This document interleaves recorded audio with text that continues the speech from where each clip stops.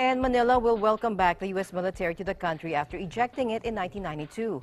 Manila has greatly limited the U.S. military's operations here in the country since kicking it out of the Subic Bay, the headquarters of the 7th Fleet at the time in 1992. However, Manila's rising tensions with China over parts of the South China Sea has renewed its interest in granting the U.S. military greater access to bases like Subic Bay. Acenas reports from Hawaii.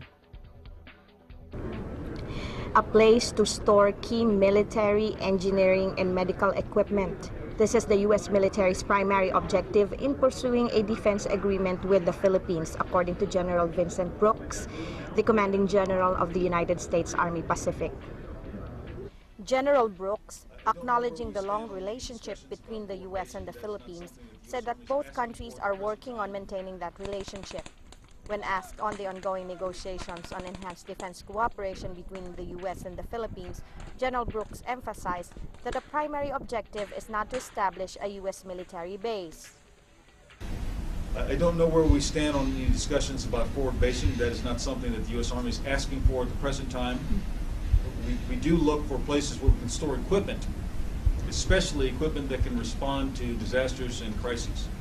I would tell you that in the case of the Haiyan response, there was equipment that had been stored in the Philippines already that made it very important in shortening the response time for getting key pieces of equipment there, often engineering equipment, sometimes medical equipment and supplies. These types of things we're certainly looking for.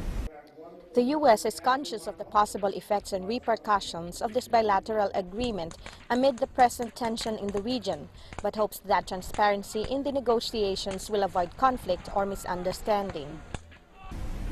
Any arrangement that happens between countries has a consequence on other countries. And I think that's an important point. And I say that because we want to have a framework where there is dialogue among nations. In this case, it's the United States and Philippines having a dialogue.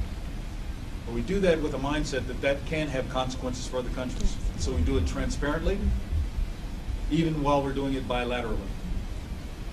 This is the kind of framework we're looking for when there is a conflict or even when there's a pursuit of an agreement. Dialogue among nations matters. The absence of dialogue among nations can become a cause for miscalculation, misunderstanding, or even conflict. And we certainly know that there are plenty of examples of that throughout the region, including as it affects the Philippines, but as it affects many countries in the region, with unresolved issues, with sovereignty matters being overlapped. What we're looking for is a framework for dialogue that makes it possible for these things to be worked out, not through the use of force. Joint military trainings and exercises continue between the U.S. and the Philippines even after U.S. military bases permanently closed in 1991.